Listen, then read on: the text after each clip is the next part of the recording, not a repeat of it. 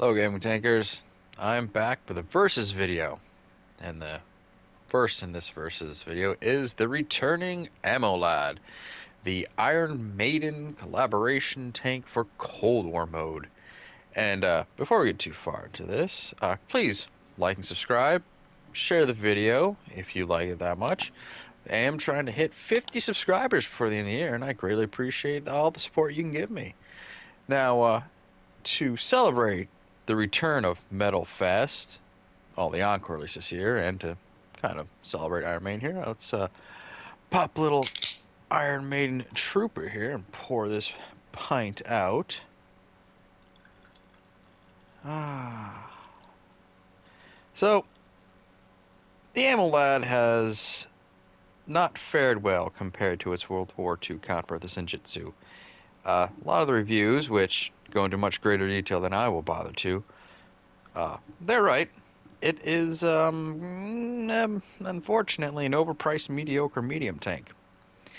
Which is why I thought I should compare it to the Bandit, which was one of the previous season's earnable tanks. And if it is a true mercenary tank and not, oh, we got some legalese independent tank, not a mercenary tank, the Bandit should return at some point for free, i.e. in a contract, or at least because it's a World War or Cold. It's a console tank. It should be made available at a future point, and as opposed to the AMOLAD, which, hey, these licensing rights, collaborations, they all involve lawyers, and if someone says no, it doesn't happen. Now, the first thing I want to talk about here about the AMOLAD is aesthetics.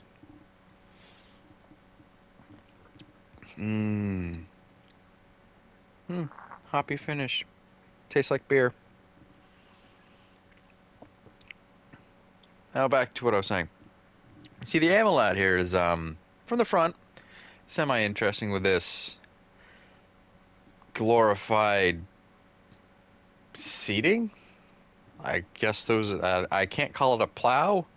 I can't call it a blade for doing any dozing, or it's just seats for watching, as the British would say, the footy. Or in America here, we'd definitely put our beers on it. So that's the interesting part of the front, but as we begin moving around, aside from the painted on decals with I'm assuming that's an M16. I don't know. I've never seen an M16 with the magazine so far forward in the grip, or the foregrip, to where it takes an 18-inch barrel and weirdly enough turns it into an 8-inch barrel while maintaining the full length of an 18-inch barrel. It's one of those things where you go, yeah, you stay true to whatever picture you were copying from the album cover, but now that minor annoyance aside, yeah, it's a gray olive drab tank. Kind of surprising considering how vibrant and exciting Iron Maiden can be.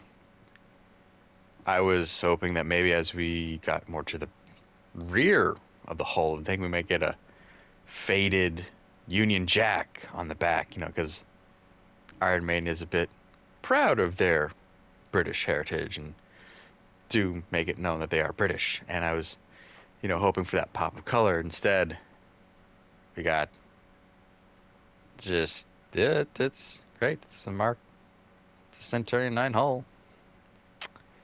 Doesn't really help the tank. So, and then aesthetically, once we get to the Bandit, it's more interesting. So, yes, if you like tanks that look like a tank, This one will make you feel comfortable. It's not very ostentatious. Unlike the P-Cells, which that's a skin job, man. They just tapped on, they just took the Leclerc Aries prototype and they just put on the Megadeth skin. And that was it. And they got a whole new tank, and it looks interesting. It has references to the band, the album. And then this is what we get for Iron Man. All I have to say is it feels like Iron Maiden didn't really fully commit. I don't know. It's great to have Iron Maiden, but I don't feel that Iron Maiden was really here for the game. I know that doesn't make sense. It's kind of just gotta, if you know what I'm feeling, you can kind of go, ah, yes. So, awkward description aside, the AMOLAD, aesthetically, kind of boring. I mean, the concept of a Centurion 9 hull, T-72A turret with a Mark 6 gun, if I'm getting all these alphabet soup right, is an interesting idea. And it kind of works. It's a shame that so many other medium tanks are on the same level as this tank, or there's heavies that do better. But yeah, that's it. Now, the reason I say it's kind of like the Bandit because, well, you have a T-72 turret plunked on a medium tank hull.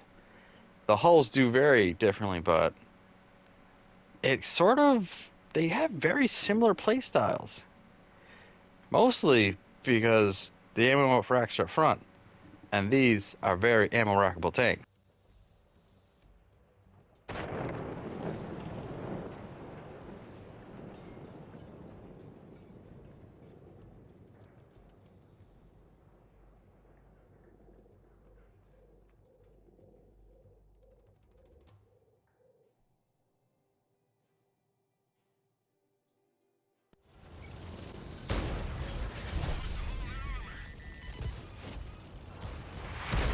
Now that I've proven myself right, and you can see why I refer to these two tanks as the ammo rack cousins, I will go on to the Bandit. Hi, Steve. The Bandit, aside from having some unique camos, which we need more of, and yeah, I'm not a big fan of just the whole sticking on bits of steel plating, wood, and stuff. It's just, eh. It appeals to that whole British mentality of, well, it was built in a shed, while as some of us from the country are all about that redneck ingenuity. It could just be like, some people, even some rednecks, they do care about making the truck look like it's not all bolted together with prayers and duct tape. Not all of them, but some of them do. Now, going back to those duct tape on steel plates, as the plates with the word Bandit on it, unlike the AMOLAD, you can actually kind of side scrape a little bit in this tank, which you can't even do with the Leopard. And that is surprising. I was surprised at how many times I just, so they were sort of random bounces, but yeah, it was like, oh, I took a shot to the center of my hull and it bounced. Ooh, great. Do a little side scraping here. I don't recommend it. I don't. Because if you've played a Leopard tank, and if you have the Leopard A1A1, or if you haven't, the tech tree, Leopards 1, Leopard 1A1, Leopard 1A3, Leopard 1A5, that's the tech tree tank. If you want to go free, those are the best tanks that are comparable to these. Granted, yes, having the ammo rack front and center, well, not front and center, but up front for both tanks, even with that whatever blade in front of the AMOLAD, it is garbage. So much can pierce that thing from the front. It is not armor at all. And when you're in the Bandit, you kind of go, oh, after you've been ammo wrecked once or twice, or you learn how to read like the module screen and stuff, like the armor viewer and all that stuff, you go, oh, either carry ammo, reinforced ammo rack, or just learn to come to terms with being ammo racked. Because it'll happen if you play these tanks a lot in a play session. Now, so hull's different but similar. The Bandit's hull does allow for better concealability. That Centurion 9 hull, it turns the AMOLAD kind of into medium heavy. Your view range and concealment range are about the same, which sucks. Because both of these tanks, you kind of got to pick or choose. You either do what you can to make the gun better, or you focus on another part and hope for the best. A lot of players, myself included, probably you want to go with the gun, because at least that can keep you away from the enemy. And that's where we have the differences between Wargaming's Russian boom snap mentality and the Western Alliance or non-Soviet boom snap mentality. Yes, I know I'm flip-flopping terms, but I'm working on trying to be YouTube algorithm friendly. You never know.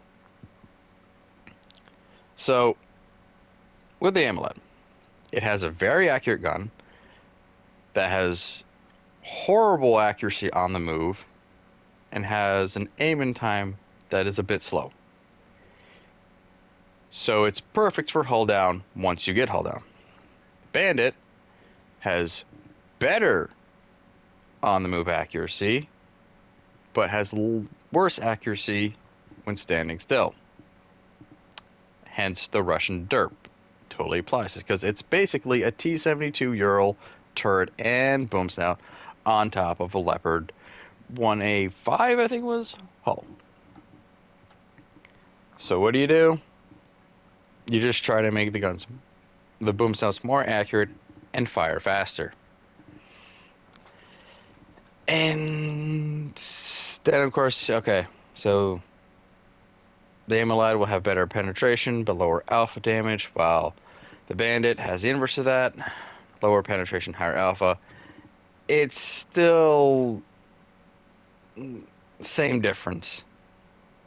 The hash on the AMOLAD can be a little bit derpy, but the play styles, again, how the gun handling is, it's not too difficult to pick and choose, or adapt, I should say. So I give it a draw in that regard. It's almost a draw because the AMOLAD does have a faster rate of fire, and like all British guns in that situation, keep it firing and you'll be fine. Man, that brings you back to some painful memories in the Carnarvon. Now, we're going to get to some gameplay here, but there's something to be said about free. The AMOLAD might not ever reappear, and if you're a collector, unfortunately I have the money. Yes, am I happy with my purchase? Sort of. It's entertained me, but at the same time, I can't help but feel a little bit let down. Now with the Bandit, hey, 2,000 gold and you get 3 premium tanks in a season. You can't hate it. And again, this will pop up at some point in a contract, in an earn-up. I'm sure of that, at the very least. And this gameplay really focuses on the mobility of this. Both tanks are mobile. The AMOLAD just takes longer to get up to speed. While the Bandit can get going very fast. But the problem is, this isn't a tank you want to be leading the charge in. Bringing up the rear or being in the middle of a pack can be advantageous to you. And that is what happens here. This is not the stereotypical lemming train wolf pack that usually happens, but Both teams were mobile. No, there was no serious hull down action, so it was kind of like, all right, everyone's moving, let's scramble. And that is where you can kind of get a thrill out of that. I mean, when you go over a hill at full speed in this tank, you can get some air and you can have your yeehaw moment, and that's part of the kick that you can really enjoy. And because the on the move accuracy of the boom sound, you feel a little more comfortable, you know, running and gunning. And so you keep that action up. But of course, if you want to come to a stop and hope you don't derp, it's nice getting to the right position and then having to put 2 rounds to hit the target. Maybe 3, depending on how far away and how small and what cover you're dealing with. It is a bit annoying. It does help if you've played the T-72 line. It does help if you have any experience with any of the Russian tanks, really. But now, of course, this doesn't. We do have okay HE, but again, the Hesh that the AMOLAD has is nice. Hesh is fun. Hesh is good. I use it frequently, especially on BMP 2s, 1s, 2s. I even use my HE just because the thinner armor, the flatter surfaces, it is nice to have a better chance of doing 600, 800 damage when you really do high roll on against tanks like those. Get them out faster, move on to the next target. This is not a playstyle I would go with for the AMOLAD, and that's why it feels a little out of place somewhat in that regards. But again, you're trying to work with whatever happens in the match and whatever map you get. In this case, for one sudden change, instead of fighting over the castle, everyone just stayed on the move until we whittled down the team to the last few who had to stand their ground. And that was fine. It's not the Bandit itself isn't a great tank. It's not overly remarkable. Again, they just took the T-72 Ural turret and plunked it down on the, like I said, the Leopard 185 hull and stuck some bits and bobs on it. And like, okay. I'm hauling here. Unfortunately, I run into a dead tank. And now I'm a little bit worried about this Jaguar Black. It has the reload and the frontal armor, which does mean I have to be a little more precise in my shots. Hit the tracks, not the hull like I wanted to, but it do whittle the tank down to where I have the advantage. Again, trying to preserve your health points at the beginning of the match can pay off quite well at the end. And you have M113 again. I have such tunnel vision, but I secure the kill and get the epic victory. So again, when the match turns into a run and gun situation, Lemming Train Wolfpack, the Bandit will help you out in spades. When it comes down to hull down action, it's okay. Of course, you want to avoid the ATGMs. Yeah, or risk losing that equipment slot to a reinforced ammo rack. It's not a bad idea. It really isn't. So we'll head to the next match here in the AMOLAD and have some interesting fun in Berlin. Alright, now here we are in a map that, the map doesn't really cater well to this tank, but this match turned out to be a very exciting match, and the DPM of this thing worked in its advantage.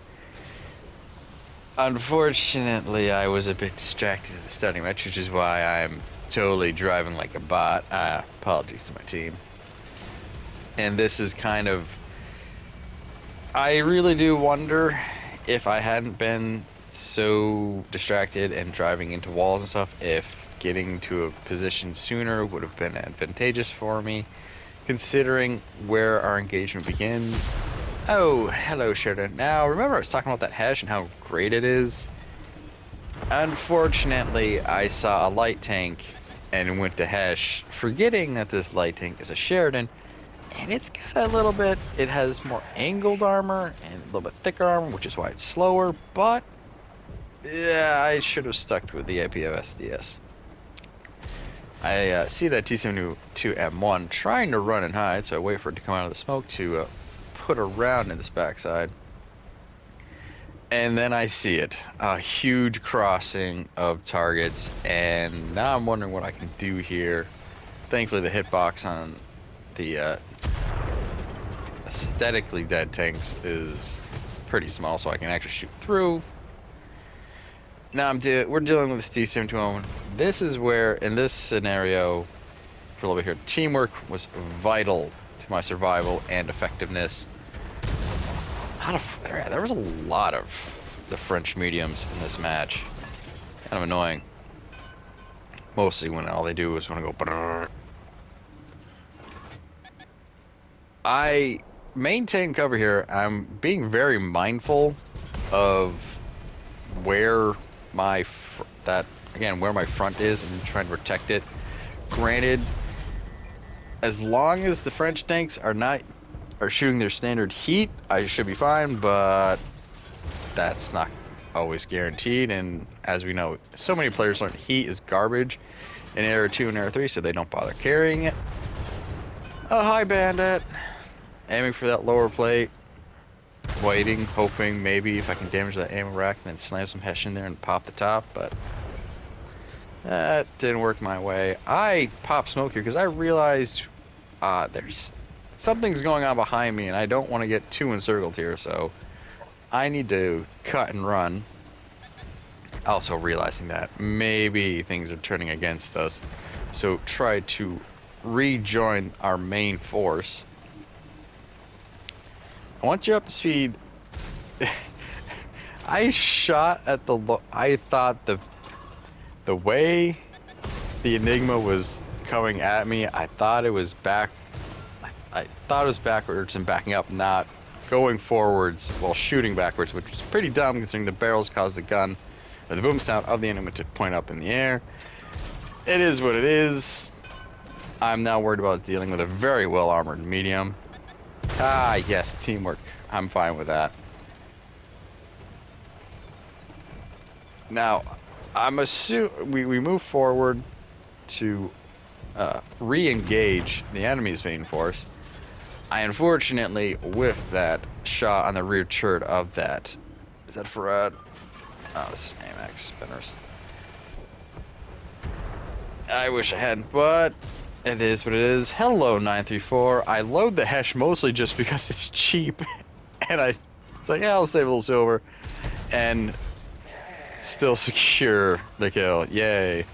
It's a 934. They're just another soft, juicy target. I love to throw a Hesh into them. I'm hoping, again, if we had a team health bar to really give me an idea how bad things are, I'm hoping we might recover here, because a lot of street to street action, not quite how I want to be playing this tank, but it is what it is.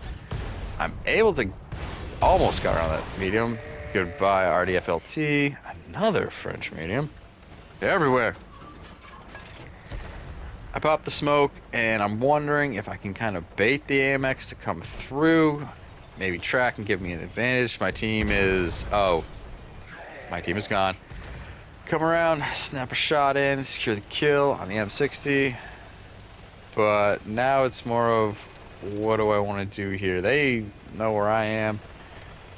I ponder if trying to do, Butch Cassidy Sundance Kid here's last stand is the best way to go. Unfortunately, I'm intercepted before I can rejoin my remaining teammate, and I'm taken out. I can't honestly complain, because I got it's just over 7,000 damage and 4 kills, so it was not the best map for this tank, but it was able to keep up with the narrow streets and the very fast action. So that's the AMOLAD.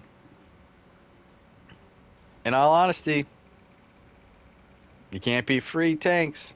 That makes them better than these rather overpriced and may never come back mediocre tanks. So, of course, just to give an honorable mention, there's the Ramses 2 Pharaoh's Fury that will be available for free at the next year's Halloween mode. So check that out. That's also a well-armored, very fast, and hard-hitting tank. But yeah, the AMOLAD. A little bit disappointing. If you have the Bandit, or if you think about getting the Bandit, you'll be fine. Now I'm out of here. Keep the tracks on the ground. I hope the energy's in your favor. I'll catch you in the next one. Bye.